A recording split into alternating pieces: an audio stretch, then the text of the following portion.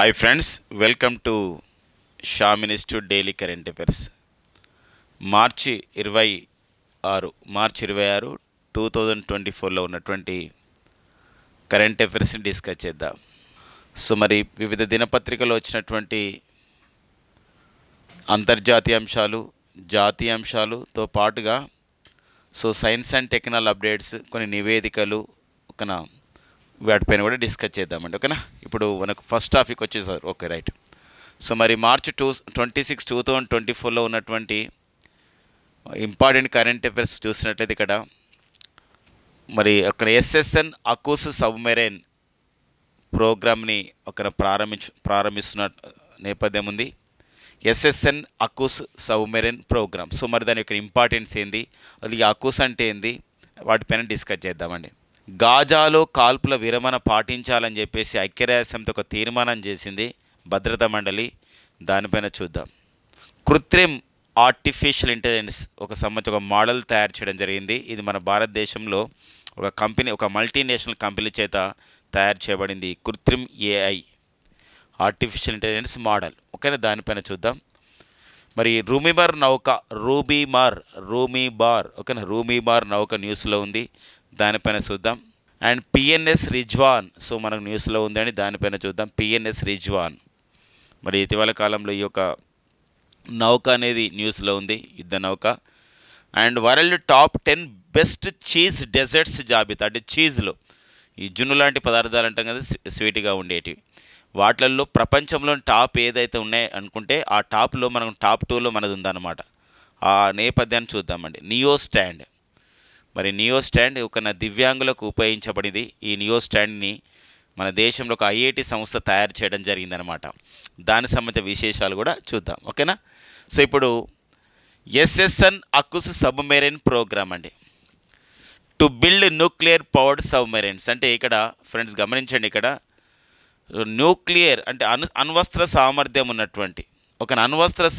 ఉన్నటువంటి వార్ హెడ్లని, అంటే మిజైల్స్ లాంటి వాటిని కూడా తీసుకెళ్లే విధంగా ఈ యొక్క అకూస్ సబ్మెరైన్ ప్రోగ్రామ్ని అభివృద్ధి చేస్తున్నారు. అంటే యాక్చువల్లీ ఏంది అకూస్, అసలు ఎస్ఎస్ఎన్ అంటే ఏంటంటే, ఎస్ఎస్ అంటే సబ్మెరైన్ అని అర్థం వస్తుంది. ఎన్ అంటే ఏంటంటే దాని నెంబర్ అనమాట. అంటే ఒక సబ్మెరైన్కి ఇచ్చే నెంబర్ ఎస్ఎస్ అని పిలుస్తాం. అకూస్ అంటే ఏంటంటే ఇక్కడ అకూస్ అని చెప్పేసి అంటామండి, అకూస్. సో ఫ్రెండ్స్ గమనించండి, అకూస్ చూడండి. అకూస్ అంటే ఒక అంతర్జాతీయ కూటమి, ఒక డిఫెన్స్ నేపథ్యంలో, డిఫెన్స్ అంటే ఇక్కడ ఫ్రెండ్స్ గమనించండి, ఇక్కడ రక్షణ నేపథ్యంలో, రక్షణ పరమైన ఒక ఒప్పందం నేపథ్యంలో ఏర్పాటు చేయబడిందే అకూస్ అండి. అకూస్ అనేది ఒక రక్షణ నేపథ్యంలో ఏర్పాటు చేయబడింది. రక్షణ సహకార ఒప్పందం అని పిలుపవచ్చు అకూస్ అని చెప్పేసి అంటాం. అకూస్ అంటే చూడండి, అకూస్ అంటే ఇక్కడ అకూస్ అండి. అకూస్ అనగా ఏయు అంటే ఆస్ట్రేలియా. ఏయు అంటే ఆస్ట్రేలియా అండి. యూకే అండి అంటే యునైటెడ్ కింగ్డమ్, అండ్ ఇంకొకటి యుఎస్ఏ. సో ఈ 3 దేశాలు ఏర్పాటు చేసుకున్న కూటమే అకూస్ అని చెప్పేసి అంటామండి. ఏదండి అకూస్. సో మరి ఇలాంటి అకూస్ సంస్థ సో పర్టికులర్గా మనం చూసినట్లయితే యూకేకు అండ్ యుఎస్ఏకి సో మనకి ఇక్కడ సబ్మెరైన్ సాంకేతిక అనేది అద్భుతంగా ఉందండి. సబ్మెరైన్ సాంకేతికత. సబ్మెరైన్ అంటే ఇక్కడ జలంతర్గామి అని అంటామండి. జలంతర్గామి సాంకేతికత చాలా అద్భుతంగా ఉంటుంది. అంటే అద్భుతం అంటే ఇన్ ద సెన్స్ ఆఫ్ మరి ఎక్సలెంట్గా పనిచేస్తాయి అనమాట వాళ్ళ సబ్మెరైన్స్. ఫ్రాన్స్ దేశం కూడా అలాంటి సాంకేతిక ఉంది. బట్ ఇక్కడ ఏంటంటే ఇండో పసిఫిక్ ఏరియాలో చైనా యొక్క ఆధిపత్య ధోరణి అనేది పెరుగుతున్న నేపథ్యంలో సో మరి ఇక్కడ ఈ అకూస్ కూటమి గతంలో రక్షణ సహకార నేపథ్యంలో ఏర్పాటు చేయబడింది. సో అలాంటి నేపథ్యంలో ఆస్ట్రేలియా దేశానికి జలంతర్గామి సాంకేతికత తక్కువ ఉంది కాబట్టి యూకే అండ్ యుఎస్ఏ ఈ 2 దేశాలు సంయుక్తంగా ఈ యొక్క ఆస్ట్రేలియా దేశానికి ఏం చేస్తున్నాయంటే ఇక్కడ సబ్మెరైన్ ప్రోగ్రామ్ ద్వారా న్యూక్లియర్ పవర్డ్ సబ్మెరైన్స్ని, అంటే సో ఇక్కడ అణ్వస్త్ర జలంతర్గాములని, అంటే అణుసామర్థ్యం గల జలంతర్గాములని, న్యూక్లియర్ పవర్డ్ సబ్మెరైన్స్ అంటే ఏంటంటే అణుసామర్థ్యం గల జలంతర్గాములని సో సరఫరా చేసే విషయంలో, అండ్ నెక్స్ట్ వచ్చేసి తయారు చేసే విషయంలో ఒక అవగాహన ఒప్పందం అనేది జరిగిందనమాట. సో వెరీ వెరీ ఇంపార్టెంట్గా మనకు ఉంటుందండి. సో మనకి ఇక్కడ ఇమేజ్లో కూడా చూడొచ్చు. సో మరి ఈ సబ్మెరైన్స్ అనేది ఎలా ఉంటాయని చెప్పేసి ఇక్కడ మనకి ఇమేజ్లో కూడా చూడొచ్చు అనమాట. ఓకేనా, మనకు కూడా గాజీ అనే సినిమాలో కూడా మనం ఇక జలంతర్గామి నేపథ్యంలో గాజీ అని చెప్పేసి ఒకసారి ఏదైతే గాజీ జలంతర్గామి ఉందో సినిమాలు కూడా, సో అలాంటి మనం కూడా సినిమాలు చూసి కూడా జలంతర్గామి యొక్క విషయం తెలుసు. ఇక నెక్స్ట్ ఇదంటే మన ఎందుకోసం అడుగుతున్నా అంటే ఇటీవల కాలంలో అకుస్ దేశాలు ఒక ఇంపార్టెన్స్ అనమాట. ఇప్పుడు ఇండో పసిఫిక్ ఏరియాలో ఒక చైనా యొక్క ఆధిపత్య ధోరణిని తగ్గించడానికి క్వాడ్ అనేది కూడా ఎంతో క్రియాశీలకంగా పనిచేస్తుంది. దాంతోపాటుగా ఇప్పుడు అకుస్ కూడా పనిచేస్తున్న నేపథ్యం అనమాట. కొత్తగా ఏర్పాటు చేయబడేటువంటి సంస్థలు ఇవన్నీ కూడా అకుస్ కానివ్వండి, క్వాడ్ కానివ్వండి, లేదా I2U2 అని చెప్పేసి అంటామండి. I2U2 ఇవన్నీ కూడా కొత్తగా ఏర్పాటు చేయబడేటువంటి సంస్థలు అంతర్జాతీయ కూటములు.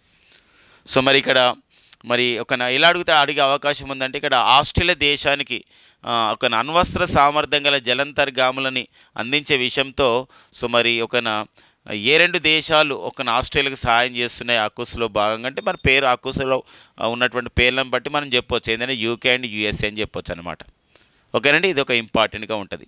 లేదా SSN అకుస్ సబ్మెరైన్ ప్రోగ్రామ్ దేనికి సంబంధించింది అంటాడు. ఇటీవల కాలంలో SSN అకుస్ సబ్మెరైన్ ప్రోగ్రామ్ని ఏ 3 దేశాలు కలిసి ప్రారంభించినాయంటే మనం 3 దేశాలు అందులోనే ఉన్నాయి, అకుస్లోనే ఉన్నాయి, ఆస్ట్రేలియా, UK అండ్ USA. మళ్ళీ SSN అంటే అర్థం ఏంటంటే సబ్మెరైన్ నెంబర్ అని పిలుస్తాం. ఇప్పుడు మనకు ఒకటి INS అని ఎట్లా అంటామో, ఇప్పుడు INS అంటాం ఇండియన్ నేవల్ సర్వీస్లో, ఎట్లయితే ఉంటుందో ఒక్కొక్క ICG అంటాం ఇండియన్ కోస్ట్ గార్డ్, ఎట్లయితే ఉంటుందో నెంబరు అట్లా ఒక నెంబర్ అనమాట ఇది. ఓకేనా, జలంతర్గామి అని చెప్పేసి అంటున్నాం అంటే సబ్మెరైన్. ఈ సబ్మెరైన్ ఎవరు కనిపెట్టినంటే డేవిడ్ బుష్నెల్ అనే శాస్త్రవేత్త సబ్మెరైన్ని కనిపెట్టడం జరిగింది. ఇంకొక విషయం గమనించాలి ఇక్కడ. ఇప్పుడు మనం డిస్కస్ చేస్తున్నప్పుడు క్వాడ్ అని వచ్చింది, తర్వాత అకుస్ వచ్చింది, I2U2 వచ్చింది. అకుస్ అంటే దేశాలు చెప్పుకున్నాం. మరి క్వాడ్ యొక్క ఇంపార్టెన్స్ ఏంటి అంటే ఇక్కడ క్వాడ్ అంటే క్వాడ్రిలేటరల్ సెక్యూరిటీ డైలాగ్ అని చెప్పేసి అంటాం. క్వాడ్రిలేటరల్ సెక్యూరిటీ డైలాగ్ అంటే చతుర్భుజ దేశాల సంవాదము అని చెప్పేసి అంటాం. డైలాగ్ అంటే సంవాదం అని అర్థం వస్తుంది. క్వాడ్రిలేటరల్ భద్రతా సహకారం అని అర్థం వస్తుంది. మరి క్వాడ్రిలేటరల్ అంటే చతుర్భుజ దేశాలు. ఆ చతుర్భుజ దేశాలు ఏవని చెప్పేసి అంటే ఇక్కడ 4 దేశాలు అండి చతుర్భుజ దేశాలు. ఆ 4 దేశాలు వచ్చేసి ఇక్కడ ఏదంటే అమెరికా, తర్వాత నెక్స్ట్ వచ్చేసి ఇండియా, తర్వాత జపాన్ అండ్ ఆస్ట్రేలియా. మీరు ఫ్రెండ్స్ గమనించండి, ఇక్కడ బాగా గమనిస్తే మనకు అబ్జర్వ్ చేస్తే ఏమవుతుందంటే ఇక్కడ అకుస్లో ఏవైతే దేశాలు ఉన్నాయి, ఇప్పుడు ఆస్ట్రేలియా దేశం అండ్ అమెరికా దేశం, ఇక్కడ క్వాడ్లో కూడా చూడండి అమెరికా ఉంది అండ్ నెక్స్ట్ వచ్చేసి ఆస్ట్రేలియా కూడా ఉన్న విషయం గమనించండి. సో అంటే ఈ స్వేచ్ఛా వాణిజ్య ఒప్పందం అంటే ఇక్కడ చైనా వ్యాపారం చేయాలి, బట్ ఆధిపత్య ధోరణి వ్యవహరిస్తుంది అనమాట ఈ యొక్క ట్రేడ్లో. అందుకోసం దానికి తగ్గించడమే. ఒకవేళ యుద్ధం లాంటి పరిస్థితి వచ్చినప్పుడు ఆస్ట్రేలియాకి మంచి సామర్థ్యం ఉండాలి, శక్తి సామర్థ్యాలు ఉండాలంటే ఇక్కడ ఏంటంటే ఒక డిఫెన్స్ పరంగా, ఒక రక్షణ పరంగా అని చెప్పేసి ఇవన్నీ ఆయా దేశాలు అందిస్తున్నటువంటి నేపథ్యం అన్నమాట. అదొక విషయం. ఇక నెక్స్ట్ వచ్చేసి I2U2 అని చెప్పేసి అంటాం. మరి వెస్ట్ ఏషియాలో ఒక భద్రత గురించి ఏర్పాటు చేయబడింది, ఆర్థిక సహకారం గురించి ఏర్పాటు చేయబడింది I2U2. సో దీన్ని వెస్ట్ ఏషియా క్వాడ్ అని చెప్పేసి అంటాం. I2U2 అంటే అర్థమైందంటే ఇక్కడ ఇండియా ఉంటుంది అంటే, ఇంకొకటి ఇజ్రాయెల్ దేశం ఉంటుంది, ఇండియా అండ్ ఇజ్రాయెల్. U2 అంటే ఇక్కడ అర్థమైందంటే ఇక్కడ USA అండ్ UAE. సో ఈ 4 దేశాలు సో ఇక్కడ భద్రత పరంగాతో పాటుగా ఆర్థిక సహకారం నేపథ్యంలోనే ఏర్పాటు చేయబడ్డాయి అన్నమాట. సో అదొక ఇంపార్టెంట్ అండి క్వాడ్ అండ్ I2U2 పైన మనకు అడుగుతున్న నేపథ్యం. ఈ మధ్యకాలంలో వీటితో పాటుగా క్వాడ్, I2U2, సో ఈ అకుస్, ఈ 3 కూడా అంటే వీటితో పాటు అంటే క్వాడ్, I2U2, అకుస్, ఈ 3 దేశాలు కూడా అంటే 3 దేశాలు అంటే ఈ 3 కూటమిలు కూడా మనకి ఈ 3 ఆర్గనైజేషన్స్ కూడా న్యూస్లో ఉన్నాయన్నమాట. సో మరి ఇక్కడ క్వాడ్ అనే సదస్సు ఈ సంవత్సరంలో 2024లోనే మనకి సో ఒక ఇంపార్టెంట్ మన భారతదేశం నిర్వహించబోతున్నటువంటి సదస్సు అనమాట క్వాడ్. లాస్ట్ ఇయర్ క్వాడ్ సదస్సు అనేది 4 దేశాధినేతలు పాల్గొన్న సదస్సు మనకి హిరోషిమా నగరంలో జరిగింది.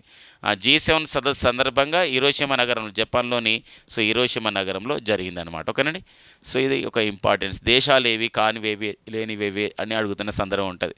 మరొక విషయం, క్వాడ్ వాళ్ళు మేము భద్రత గురించి సహకారం చేసుకుంటామని చెప్పేసి క్వాడ్ వాళ్ళు అంటే ఆర్థిక పరంగా ఏర్పాటు చేయబడ్డప్పుడు కూడా అంటే ఇక్కడ ఆర్థిక పరంగా ఏర్పాటు చేయబడ్డప్పుడు కూడా సో క్వాడ్ దేశాల్లో మనం చూసినట్టయితే వాళ్ళు ఒక మలబార్ విన్యాసాలు నిర్వహిస్తారు. మలబారు, సో ఈ క్రింది వానిలో మలబార్ విన్యాసాలని ఎవరు నిర్వహిస్తారని చెప్పేసి అంటారండి, మలబార్ విన్యాసాలని. సో మలబార్ విన్యాసాలు నిర్వహించే సంబంధించినటువంటి కూటమి ఏది అని చెప్పేసి అంటే అది ఒక క్వాడ్ దేశాల వాళ్ళు నిర్వహించుకోవడం జరుగుతుంది అనమాట. అదొక ఇంపార్టెన్స్గా మనం చూసుకోవాలి. క్వాడ్ దేశాలు నిర్వహించే ఒక విన్యాసాలు వచ్చేసి ఏంటంటే మలబార్ విన్యాసాలు. అంతేకాకుండా ఈ యొక్క క్వాడ్ దేశాలతో పాటుగా ఇక మిగతా దేశాలు కూడా ఒక ఇండో పసిఫిక్ ప్రాంతంలో మిగతా దేశాల్లో కూడా ఒక వ్యాపార వాణిజ్య అభివృద్ధికి మేము సహాయం చేస్తాం, మేము తోడ్పాటుని అందిస్తాం, చైనా ఆధిపత్యాన్ని నిరసిస్తూ దాన్ని మనం చేయాలనే ఉద్దేశంతో క్వాడ్ వాళ్ళు ఐపీఎఫ్ని కూడా ఏర్పాటు చేసుకోవడం జరిగింది. ఐపీఎఫ్ అని చెప్పేసి అంటాం. సో ఐపీఎఫ్ అంటే ఇక్కడ Indo Pacific economic framework for the prosperity అని చెప్పేసి అంటాం. ఐపీఎఫ్ అంటే ఏంటంటే Indo Pacific economic framework for the prosperity. అంటే ప్రాస్పారిటీ అంటే సౌభాగ్యం, అంటే సంపదను పెంచుకోవడం. ఇండో పసిఫిక్ ప్రాంతంలో ఎకనామిక్ ఫ్రేమ్వర్క్ అంటే ఎకనామిక్ పరంగా అంటే ఆర్థిక పరంగా ఒక ఫ్రేమ్వర్క్ మేము సిద్ధం చేశామని చెప్పేసి సుమారు ఒక 14 దేశాలు, అంటే ఈ క్వాడ్ దేశాలతో పాటు మొత్తం అంటే కలుపుకొని మొత్తం 14 దేశాలు ఐపీఎఫ్లో భాగస్వామ్యం కావడం జరిగింది. సో మన భారతదేశం కూడా భాగస్వామ్యంగా ఉంది Indo Pacific economic framework for the prosperity అని చెప్పేసి అంటామండి. సో అది ఒక ఇంపార్టెన్స్గా మనం చూసుకోవాల్సిన అవసరం ఉందండి. సో నెక్స్ట్ మనం కరెంట్ అఫైర్కి వెళ్దాం. సో ఇది గాజాలో కాల్పుల విరమణ పాటించాల్సిందే అని చెప్పేసి ఒక తీర్మానాన్ని ఐక్యరాజ్యసమితి భద్రతా మండలి ఆమోదించిందండి. సో ఏంటి అంటే ఈ తీర్మానం ఏంటంటే ఐక్యరాజ్యసమితిలో అంటే యునైటెడ్ నేషన్స్ సెక్యూరిటీ కౌన్సిల్ అని చెప్పేసి అంటాం. మరి యునైటెడ్ నేషన్స్ సెక్యూరిటీ కౌన్సిల్లో సో ఫ్రెండ్స్ మనందరికీ కూడా తెలుసు, యునైటెడ్ నేషన్స్ సెక్యూరిటీ కౌన్సిల్లో 5 దేశాలు శాశ్వత సభ్య దేశాలు ఉంటాయండి. 5 వీటిని మనం P5 దేశాలని పిలుస్తాం. P5 దేశాలు లేదా పర్మనెంట్ కంట్రీస్ అని చెప్పేసి అంటే శాశ్వత దేశాలు. ఇవి ఎన్ని ఉంటాయండి? 5 ఉంటాయి. అండ్ తాత్కాలిక సభ్య దేశాలండి. మరి తాత్కాలిక సభ్య దేశాలు ఎన్ని ఉంటాయి చూడండి, తాత్కాలిక సభ్య దేశాలు 10 ఉంటాయి. వీటి యొక్క పదవీ కాలం వచ్చేది మనకి ఏదైనా 2 years ఉంటాయండి. ఇది దీన్ని మనం వీటో అధికారం గల దేశాలను కూడా పిలుస్తాం, వీటో పవర్డ్ నేషన్స్ అని కూడా పిలుస్తామండి. వీటో పవర్డ్ నేషన్స్ లేదా P5 కంట్రీస్ అని కూడా పిలుస్తాం. సో మరి ఇవి మనకి అమెరికా, యూకే, రష్యా, ఫ్రాన్స్, చైనాలు మనకు శాశ్వత సభ్య దేశాలు. మరి ఐక్యరాజ్యసమితిలో ఏవైతే భద్రతా మండలిలో తాత్కాలిక సభ్య దేశాలు ఉన్నాయో ఈ తాత్కాలిక సభ్య దేశాలు ఐక్యరాజ్యసమితి భద్రతా మండలిలో ఒక తీర్మానాన్ని ప్రవేశపెట్టాయి. సో రంజాన్ మాసం ధరంగా ప్రజెంట్ అయితే రంజాన్ మాసం నడుస్తుంది. సో రంజాన్ మాసం సందర్భంగా, రంజాన్ నెల సందర్భంగా సో ఖచ్చితంగా కాల్పుల విరమణ పాటించండి అని చెప్పేసి చెప్పడం జరిగిందనమాట. అంటే ఇక్కడ పాలస్తీనా ప్రాంతంలో అంటే గాజా అంటే ఎక్కడ ఉంటుందంటే Gaza is the one of the part in the ఏదంటే one of the parts in పాలస్తీనాలో ఒక భాగం ఇది. గాజా, వెస్ట్ బ్యాంక్ ఇవన్నీ కూడా వివిధ ప్రాంతాలు ఉంటుంది పాలస్తీనా యొక్క భాగాలు, గాజా అని, వెస్ట్ బ్యాంక్ అని. అందుకోసమే దాని యొక్క పాలస్తీనా అథారిటీ అని పిలుస్తారనమాట. దాన్ని పాలస్తీనా దేశం అనుకోకుండా పాలస్తీనా అథారిటీ అని కూడా పిలుస్తారు. ఐక్యరాజ్యసమితిలో ఈ పాలస్తీనా అనేది ఏంటంటే ఒక పరిశీలక దేశంగా మాత్రమే ఉందండి, పూర్తిస్థాయి సభ్య దేశం కాదు. కానీ అయినప్పటికీ కూడా ఏంటంటే ఐక్యరాజ్యసమితిలో మరి ఇది ఐక్యరాజ్యసమితిలో పాలస్తీనా విషయం పైన అంటే పాలస్తీనా అండ్ ఇజ్రాయెల్ విషయం పైన ఐక్యరాజ్యసమితిలో పాలస్తీనా ఇజ్రాయెల్ విషయం పైన చేసినటువంటి 2వ తీర్మానంగా మనం చెప్పుకోవాల్సిన అవసరం ఉంటుంది. ఎందుకోసం అంటే ఫ్రెండ్స్ మీ అందరికీ తెలుసు అక్టోబర్ 7, 2023 ఐక్యరాజ్యసమితి భద్రతా మండలిలో సో మనకి అంటే అక్టోబర్ 7, 2023 సో మనకి పాలస్తీనా ఇజ్రాయెల్ మధ్య దాడి ప్రారంభమైంది. అంటే ఫస్ట్ పాలస్తీనాకు చెందినటువంటి హమాస్ సంస్థ ఏదైతే ఉందో ఈ హమాస్ సంస్థ ఇజ్రాయెల్ పైన దాడి జరిపింది. వెంటనే అంటే ఇది పాలస్తీనాకు చెందిన హమాస్ సంస్థ ఇజ్రాయెల్ పైన ఆపరేషన్ ఆల్ అక్సా ప్లెడ్ అనే పేరుతో ఆపరేషన్ ఆల్ అక్సా ప్లెడ్ అని చెప్పేసి అంటామండి. ఆల్ అక్సా ప్లెడ్ అనే పేరుతో సో దాడి జరిపింది. సో మరి ఇజ్రాయెల్ వెంటనే తేరుకొని సో మరి ఎంతో నష్టాన్ని చవి చూసినప్పుడు కూడా ఇజ్రాయెల్ వెంటనే తేరుకొని సో ఏం చేసిందంటే ఇక్కడ ఆపరేషన్ ఐరన్ స్వాడ్ అనే పేరుతో ఆపరేషన్ ఐరన్ స్వాడ్స్ అని చెప్పేసి అంటామండి. ఇజ్రాయెల్ ఏం చేసింది, పాలస్తీనా పైన దాడి జరుగుతూ ఉంది, ఇంకా కొనసాగుతుంది. సో ఇక్కడ పాలస్తీనా ఇజ్రాయెల్ దేశాల మధ్య ఇంకా దాడులు కొనసాగుతున్న నేపథ్యంలో ఉంది అనమాట.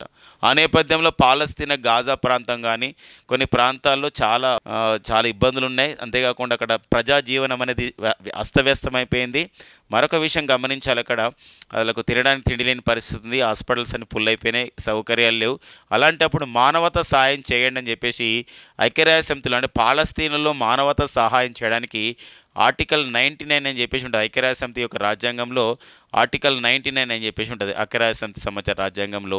మరి జీన్ క్రిస్టియన్ అనే వ్యక్తి ఐక్యరాజ్య సమితి యొక్క కాన్స్టిట్యూషన్ ప్రిపేర్ చేయడం జరిగింది. సో వారు రచించినటువంటి దాని ప్రకారం ఒక ఆర్టికల్ 99 ప్రకారం పాలస్తీనా ప్రాంతంలో ఒక హ్యుమానిటేరియన్ అసిస్టెన్స్ అంటాం, అంటే మానవతా సహాయాన్ని వివిధ దేశాలు ప్రారంభించాయి. ఇదొకటి. అంటే పాలస్తీనా ఇజ్రాయెల్ విషయంలో పాలస్తీన్లో ఉన్నటువంటి పరిస్థితులకి సహాయం చేయడానికి సభ్య దేశాలకి సహాయం చేయొచ్చు అని చెప్పేసి ఆర్టికల్ 99 అక్కడ ఇంపోజ్ చేయడం జరిగిందనమాట. పాటించాల్సిందిగా సభ్య దేశాలకు ఒక వినతి చేసింది ఐక్యరాజ్య సమితి. ఇది ఒక మొదటి తీర్మానం. ఇప్పుడు రెండో తీర్మానం ఏంటంటే ఈ యొక్క రంజాన్ మాసం సందర్భంగా, మంత్ ఆఫ్ ది రంజాన్ సందర్భంగా సో ఈ యొక్క పాలస్తీనాలో మొత్తం కూడా కాల్పులు విరమణ చేయాలి అని చెప్పేసి మనకి తాత్కాలిక సభ్య దేశాలు 10 సభ్య దేశాలు ఐక్యరాజ్య సమితిలో భద్రతా మండలిలో ఒక తీర్మానం ప్రవేశపెడితే, సో ఇందులో మొత్తం 15 దేశాలు కదా, ఈ 15 దేశాల్లో అమెరికా దేశం ఏం చేస్తుంటే ఈ తీర్మానంలో పాల్గొనలే. ఈ తీర్మానంలో ఓటు హక్కుని వినియోగించుకోలేదన్నమాట. వినియోగించుకోకుండా కాబట్టి వినియోగించుకోలేదు కాబట్టి రాలేదు కాబట్టి ఆ సమావేశం డుమ్మా కొట్టింది కాబట్టి 14 దేశాలు అంగీకరించాయి. కాబట్టి ఏమైందంటే ఇక్కడ మనకి ఇక్కడ అంటే జనరల్గా ఈ 14 దేశాలు ఆమోదించినాయి కాబట్టి మెజారిటీ ఉంది కాబట్టి అక్కడ తీర్మానం చేయాలని చెప్పి సూచించడం జరిగింది అంతే. ఇప్పుడు ఎందుకోసం అంటే ఇది యాక్సెప్ట్ చేయాల్సిన విషయం ఏంటంటే ఇజ్రాయెల్ యాక్సెప్ట్ చేయాలి, పాలస్తీనా కూడా యాక్సెప్ట్ చేయాలన్నమాట. కానీ ఈ విషయంలో ఇజ్రాయెల్ అండ్ నెక్స్ట్ వచ్చేసి అమెరికా మధ్య అంటే కొంచెం సంబంధించినటువంటి ఒక రకమైనటువంటి మనస్పర్ధలు వచ్చినాయి. ఎందుకోసం అంటే ఇజ్రాయెల్ ఏమని భావించింది, ఎందుకోసం అంటే ఇజ్రాయెల్కి కొంచెం సపోర్ట్ చేస్తున్న దేశం కొంచెం చాలా సపోర్ట్ చేస్తున్న దేశం అమెరికా అనమాట. అలాంటప్పుడు వీటో చేస్తానుకుంటుంది. వీటో అంటే ఎందుకోసం అమెరికాకి అంటే మొత్తం వీటో అధికారం గల దేశాలు ఏంటంటే అమెరికా, యూకే, తర్వాత America, UK, Russia, France, China. ఇవి మనకు ఐక్యరాజ్య సమితిలో వీటో అధికారం గల దేశాలు.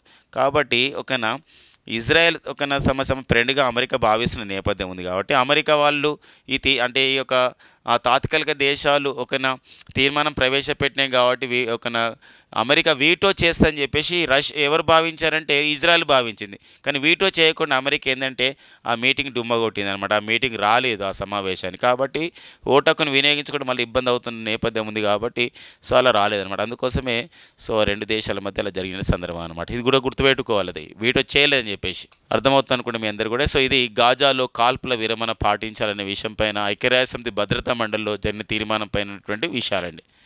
ఇంకా ఇలా మనం ఎప్పుడు కొంచెం కన్ఫ్యూజ్ అవుతూ ఉంటాం. P5 దేశాలు అంటే ఏంటంటే పర్మనెంట్ 5 దేశాలు అని చెప్పేసి అంటామండి. P5 దేశాలు ఏముంటాయంటే ఇవే వీటో అధికారం గల దేశాలు, ఐక్యరాజ్య సమితి భద్రతా మండలిలో శాశ్వత సభ్య దేశాలని మనం P5 దేశాలు అని చెప్పేసి అంటామండి. ఈ మధ్యకాలంలో P5 దేశాలు ఉంటాయండి. దాంతోపాటుగా మన న్యూస్లో మనకున్న ఏంటంటే ఫైవ్ ఐస్ అని చెప్పేసి ఒక దేశంలో ఉన్నాయండి. రెండో ప్రపంచ యుద్ధ కాలంలో 5 ఐస్ అని చెప్పేసి అంటే 5 కన్నులు అని చెప్పేసి ఒక కూటమి ఏర్పడిందండి. It is a informal organization. అంటే ఫార్మల్ ఆర్గనైజేషన్ కాదు, ఇన్ఫార్మాలిటీ అనమాట. అంటే అది జనరల్గా ఏంటంటే ఫోన్లలో మాట్లాడుకుంటే అవి చేస్తాయి కానీ బయటికి చెప్పుకోవన్నమాట ఇవి. అందుకే ఇన్ఫార్మల్ గ్రూప్ అని చెప్తారు 5 ఐస్ గ్రూప్ని. మరి ఈ 5 ఐస్ గ్రూప్ అనేది మనకు న్యూస్లో ఉంది. ఎందుకోసం అంటే ఇంట్లో 5 దేశాలు ఉంటాయండి. అంటే 5 దేశాలు అంటే 5 కన్నులు అనమాట. 5 కన్నులు అంటే నిఘాకు ఉపయోగపడుతుంది జనరల్గా అంటే వాళ్ళ ఉద్దేశంలో. కాబట్టి ఇవి నిఘా అనమాట. రెండవ ప్రపంచ యుద్ధ కాలంలో సమాచారం ఇచ్చిపుచ్చుకునే వాళ్ళు అనమాట ఈ 5 ఐస్ దేశాలు. ఆ 5 ఐస్ దేశాలు ఏంటంటే ఒకటి అమెరికా, కెనడా అండి. అమెరికా, కెనడా దేశం. అండ్ నెక్స్ట్ వచ్చేసి ఇంకొకటి ఏంటంటే ఇక్కడ ఆస్ట్రేలియా, న్యూజిలాండ్ దేశం. తర్వాత ఇంకొకటి ఏంటంటే ఇక్కడ మరొకటి ఉందండి. అదేంటంటే ఇక్కడ మనకి బ్రిటన్ అంటే యూకే. ఈ 5 దేశాలు మనం ఇక్కడ ఏంటంటే 5 ఐస్ దేశాలు అని చెప్పేసి అంటే ఎందుకోసం అంటే ఈ మధ్యలో మనకి అంతర్జాతీయ పరంగా మనకు న్యూస్లో రావడం జరిగింది. ఎందుకోసం అంటే ఇక్కడ 5 ఐస్ అంటే భారతదేశం ఇటీవల కాలంలో మనకి కెనడా దేశాల మధ్య కొంచెం దౌత్య సంబంధాల పరంగా మనం బయోలేటరల్ రిలేషన్స్ కన్నా కొంచెం వీక్ అయిపోయినాయి. బికాజ్ ఆఫ్ ది 2023లో జూన్లో ఒక సంఘటన జరిగింది. ఎక్కడ జరిగిందంటే జపాన్లో జరిగింది. ఒక ఖలిస్తాన్ అనే ఒక వేర్పాటువాద సంస్థ నాయకుడైనటువంటి హర్దీప్ సింగ్ నిజ్జర్ని చంపివేయడం జరిగింది. ఆ నేపథ్యంలో కెనడా ప్రధానమంత్రి అయినటువంటి ఓకేనా జస్టిన్ ట్రూడో సో భారత్పై అభియోగం మోపడం జరిగింది, ఈ హత్యకు వెనుకాల భారత్ ఉందని చెప్పేసి. అప్పటి నుండి ఇరు దేశాల మధ్య దౌత్య సంబంధాలు బలహీనమైన నేపథ్యం. ఆ నేపథ్యంలో 5 ఐస్ దేశాల వాళ్ళకి మన భారత్ ఎక్స్ప్లెనేషన్ చేసుకుంది. సో మనకి ఉన్నటువంటి విషయాలు ఇలా జరిగిందని చెప్పేసి మన సుబ్రహ్మణ్యం జయశంకర్ గారు. ఆ నేపథ్యంలో 5 ఐస్ అనేది ఒకటి ఇన్ఫార్మల్ గ్రూప్ మనకు న్యూస్లో ఉంది. America, Canada, Australia, New Zealand, UK అంటామండి. ఎందుకని చెప్తున్నా అంటే ఫీ5 దేశాలు వేరే, ఫీ5 దేశాలు వేరే, 5 ఐస్ దేశాలు వేరే అనే విషయం గమనించాలి. ఇది ఐక్యరాజ్యసమితి భద్రతా మండలి గురించి జరిగినటువంటి అంటే ఒక తీర్మానం గురించి మనం డిస్కస్ చేసుకోవడం జరిగింది. ఎందుకోసం అంటే ఈ మధ్యలో ఒక డైరెక్ట్గా బిట్స్ వస్తే ఒక మొత్తం కూడా ఒక ఇన్ఫర్మేషన్ని ఒక ఫోకస్డ్ మేనర్లో అంటే అవసరమైన దగ్గర, ప్రతి దగ్గర కాదు, అవసరమైన దగ్గర ఒక ఫోకస్డ్ మేనర్లో ఒక కాన్సెప్ట్ మేనర్లో మనం నేర్చుకోవాల్సిన అవసరం ఉంది. ఇప్పుడు చూడండి, గాజాలో కాల్పుల విరమణ పాటించాలి, ఇది ఐక్యరాజ్యసమితి భద్రతా మండలి తీర్మానం. దీనిపైన అలాంటప్పుడు ఎన్ని దేశాలు తీర్మానాన్ని ప్రవేశపెట్టాయంటే తాత్కాలిక సభ్య దేశాలైనటువంటి 10 దేశాలు, ఐక్యరాజ్యసమితి భద్రతా మండలి ఉన్నటువంటి ఈ దేశాలు తీర్మానం ప్రవేశపెట్టాయి. ఇందులో మరి 14 దేశాలు తీర్మానానికి ఓటేశాయి. బట్ అంటే అనుకూలంగా చేశాయి. ఒక దేశం మాత్రం అమెరికా ఓటును వినియోగించుకోవాలి, ఈ సమావేశం రాలేదు. కాబట్టి ఒక తీర్మానం అని అలా జరిగింది. ఇలాంటి నేపథ్యంలో అసలుకు ఈ పాలస్తీనా ఇజ్రాయెల్ విషయంలో అంటే గాజా అనేది పాలస్తీన్లో ఉంటుంది. పాలస్తీనా ఇజ్రాయెల్ విషయంలో ఎప్పుడు ఈ యుద్ధం ప్రారంభమైందంటే అక్టోబర్ 7, 2023 ప్రారంభమై కొనసాగుతున్న నేపథ్యం అనమాట. పాలస్తీన్లో సహాయం చేయడానికి అక్కడ ఉన్నటువంటి ఒక అతలాకుతలమైన పరిస్థితులకు సహాయం చేయడానికి ఐక్యరాజ్యసమితి భద్రతా మండలి గతంలో ఐక్యరాజ్యసమితి రాజ్యాంగంలో ఉన్నటువంటి 99 ఆర్టికల్ ప్రకారం మానవతా సహాయం చేయండి అని చెప్పి సభ్య దేశాలు సూచించింది. సో ఇలాంటి నేపథ్యం మనం అక్కడ పాలస్తీనా ఇజ్రాయెల్పై ముందుగా ఏ పేరుతో దాడి చేసిందంటే ఆపరేషన్ ఆల్-అక్సా ఫ్లడ్ అనే పేరుతో దాడి చేసింది. ఇజ్రాయెల్ మరి పాలస్తీనాపై ఏ పేరుతో దాడి చేస్తుందంటే ఆపరేషన్ ఐరన్ స్వాట్స్ అని చెప్పేసి అంటాం. ఇందులో ఇంకొక విషయం చెప్పవచ్చు అనమాట, ఏంటంటే ఈ యొక్క పాలస్తీనా ఇజ్రాయెల్ క్రైసిస్ కారణంగా, యుద్ధం కారణంగా అక్కడ చిక్కున్నటువంటి భారతీయుల్ని అక్కడ చిక్కున్న భారతీయుల్ని మన భారతదేశం ఏ పేరుతో వాళ్ళని మనకు తీసుకురావడం జరిగింది, స్వదేశానికి తీసుకురావడం జరిగింది. అంటే to return back our Indian citizens from that country to our India అనమాట. సో అదేంటంటే ఆపరేషన్ అజయ్ అని చెప్పేసి అంటామండి. ఏంటి ఫ్రెండ్స్, అది ఆపరేషన్ అజయ్ అనే కార్యక్రమం నిర్వహించడం జరిగింది. వెరీ రీసెంట్గా మన government of India and ministry of the external affairs launched one more operation to evacuate our Indians in Haiti's crisis to India. అంటే ఐతీ క్రైసిస్ అనేది జరిగింది. కరీబియన్ దేశమైనటువంటి ఐతీ క్రైసిస్ జరిగినప్పుడు ఐతీలో ఉన్నటువంటి మన భారతీయుల్ని సురక్షితంగా తీసుకురావడానికి చేపట్టేటువంటి కార్యక్రమమే ఒక ఆపరేషనే. దాని పేరేంటి ఆపరేషన్ ఇంద్రావతి. ఏదండి, ఆపరేషన్ ఇంద్రావతి అనే కార్యక్రమాన్ని నిర్వహించింది. ఆపరేషన్ ఇంద్రావతి అనే కార్యక్రమం నిర్వహించడం జరిగింది. అంతేకాకుండా ఆపరేషన్ సంకల్ప్ మన భారత నావికాదళం ఈ పర్షియన్ గల్ఫ్లోని లేదా హిందూ మహాసముద్రంలోని ఏదైతే అర్ముజ్ జలసంధి ఉందో అక్కడ సురక్షితమైన నౌకలు అనేది ఏదైతే షిప్స్ ఉన్నాయో నౌకలన్నీ కూడా వాణిజ్య నౌకలన్నీ సురక్షితంగా వెళ్ళడానికి మన ఐఎన్ఎస్ కోలకత్తా, ఐఎన్ఎస్ సుభద్ర వీటితో సంయుక్తంగా ఒక ఆపరేషన్ నిర్వహిస్తున్నాయి. దాని నేమ్ ఆఫ్ ది ఆపరేషన్ ఏమంటామంటే ఆపరేషన్ సంకల్ప్ అని చెప్పేసి అంటామండి. ఆపరేషన్ సంకల్ప్ అని చెప్పేసి అంటాం. ఓకేనా. నెక్స్ట్ కరెంట్ అఫైర్ చూద్దాం. కృత్రిమ్ ఏఐ అని చెప్పేసి అంటామండి. కృత్రిమ్ అని చెప్పేసి ఉందండి, కృత్రిమ్. సో మరి ఏంటండి మరి కృత్రిమ్ అని చెప్పేసి అంటామండి. కృత్రిమ్ ఏఐ అంటే కృత్రిమంగా ఏమైంది ఆర్టిఫిషియల్ ఇంటెలిజెన్స్ అంటే ఇక్కడ ఏంటంటే ఏదైతే ఓలా సంస్థ ఉందో మనకి బెంగళూరు కేంద్రంగా పనిచేస్తున్న ఒక సంస్థ, it is India's multinational ride sharing కంపెనీగా పిలువబడుతుంది ఓలా అనే కంపెనీ. మరి ఇది ఏంటంటే ఇక్కడ ఇది ఓలా అనే కంపెనీ వాళ్ళు ఏం చేస్తారంటే ఆర్టిఫిషియల్ ఇంటెలిజెన్స్ అంటే తన కస్టమర్స్కి మరింత సేవలు అందించే ఉద్దేశంతో ఏం చేస్తుందంటే ఇక్కడ కృత్రిమ ఏఐ అని చెప్పేసి మరో సంబంధించి ఒక విభాగాన్ని తయారు చేసి ఏఐ మోడల్స్ తయారు చేస్తుంది ఆర్టిఫిషియల్ ఇంటెలిజెన్స్ విషయంలో, అంటే కృత్రిమ మేధస్సు వాడుకొని. మరి ఇది ఇండియాస్ ఓన్ ఏఐ అంటే మన భారతదేశంలో స్వదేశంగా అభివృద్ధి చేసినటువంటి ఆర్టిఫిషియల్ ఇంటెలిజెన్స్ మోడల్గా కృత్రిమ ఏఐ అనేది గుర్తించబడింది అనమాట. అంటే కస్టమర్ సేవలకు ఉపయోగపడుతుంది, అంటే కస్టమర్స్కు సర్వీసెస్ అందించడానికి ఉపయోగపడుతుంది కృత్రిమ ఏఐ అని చెప్పొచ్చు అనమాట. ఇటీవల కాలంలో కృత్రిమ ఏఐని ఆవిష్కరించిన సంస్థ ఏది అంటే ఓలా సంస్థ అండి. ఓలా సంస్థ ఇది ఆవిష్కరించడం జరిగిందనమాట. ఎందుకోసం ప్రతిరోజు ఆర్టిఫిషియల్ ఇంటెలిజెన్స్ పైన ఏదో రకంగా మనకు బిట్స్ వస్తున్న నేపథ్యం మనకు ఉందండి. సో మరి ఆర్టిఫిషియల్ ఇంటెలిజెన్స్ పైన ఇటీవల కాలంలోనే ఐక్యరాజ్యసమితిలో కూడా ఆర్టిఫిషియల్ ఇంటెలిజెన్స్ పైన కూడా ఒక తీర్మానం చేయడం జరిగింది. అంతేకాకుండా యూరోపియన్ యూనియన్లో అలాంటి తీర్మానం చేయడం జరిగింది. బ్లెచ్లీ డిక్లరేషన్ చేయడం జరిగింది ఆర్టిఫిషియల్ ఇంటెలిజెన్స్ పైన. మరొక విషయం ఏంటంటే global partnership for the artificial intelligence పైన కూడా ఒక సంబంధించిన న్యూఢిల్లీ డిక్లరేషన్ కూడా చేయడం జరిగిందనమాట. సో ఆ నేపథ్యం ఇంపార్టెంట్గా మనకు ఉంటుందండి. ఇటీవల మన భారతదేశంలో తెలంగాణ రాష్ట్రం, సో తెలంగాణ రాష్ట్రం అయితే 2020ని ఇయర్ 2020ని ఎలా అనౌన్స్ చేయడం జరిగిందంటే ఇయర్ ఆఫ్ ది ఆర్టిఫిషియల్ ఇంటెలిజెన్స్గా అనౌన్స్ చేసిందండి. ఇయర్ ఆఫ్ ది ఆర్టిఫిషియల్ ఇంటెలిజెన్స్గా అనౌన్స్ చేసింది. ఇది ఒక జాతీయ స్థాయిలో మనం ఇన్ఫర్మేషన్గా గుర్తుపెట్టుకోవచ్చు. ఇంకొక విషయం ఉంది, మరి అయ్యో ఐక్యరాజ్య సమితి కూడా ఉంది కదా అని అనుకోవచ్చు. ఐక్యరాజ్య సమితి 2024 అయితే ఇయర్ ఆఫ్ ది క్యామిలిడ్స్ అంటే అంటే ఇక్కడ ఒంటెల సంవత్సరంగా సో ప్రకటించడం జరిగిందనమాట. ఒంటెల సంవత్సరంగా ప్రకటించిందనమాట. 2023 అయితే ఎలా ప్రకటించిందంటే అది చిరుధాన్యాల సంవత్సరంగా ప్రకటించిందండి. ఓకేనా. నెక్స్ట్ కరెంట్ పేపర్ చూద్దాం. India's first battery energy storage giga factory. So very very important. So ఎందుకోసం అంటే ఇప్పుడు మనకి ఇది హైడ్రో పవర్ని కానివ్వండి, సో మనకు కొన్ని వాటిని మనము స్టోరేజ్ చేసుకోలేకపోతున్నాం. ఇప్పుడు అది అలాంటి నేపథ్యంలో మనం స్టోరేజ్ కెపాసిటీ అంటే మన దగ్గర మన ఇళ్ళలో ఇన్వర్టర్స్ ఉంటాయి, అవన్నీ ఉంటాయి. బట్ ఇంకేంటే ఎక్కువ మొత్తంలో స్టోరేజ్ చేయడానికి ఫస్ట్ టైం అనమాట ఇండియాలో. So India's first battery energy storage giga ఫ్యాక్టరీని సో మనకి వెరీ సూన్ మనకు ప్రారంభించబోతున్నారు. అది జమ్మూ కాశ్మీర్లో ప్రారంభించబోతున్నారు. జమ్మూ కాశ్మీర్లో ఉత్తర భాగంలో ఒక పెద్ద కంపెనీని ఏర్పాటు చేస్తున్నట్లు మనకు న్యూస్ రావడం జరిగింది. It is a good enough energy అనే సంస్థ వాళ్ళు. ఏ సంస్థ వాళ్ళు దీన్ని ఏర్పాటు చేస్తున్నారంటే ఇక్కడ గుడ్ ఇనఫ్ ఎనర్జీ సంస్థ వాళ్ళు ఏర్పాటు చేస్తున్నారు. ఎందుకోసం ఈ పాయింట్ మనకి ఇంపార్టెంట్ అంటే ఫ్రెండ్స్ గమనించండి, జమ్మూ కాశ్మీర్ రీఆర్గనైజేషన్ యాక్ట్ అనేది వచ్చింది.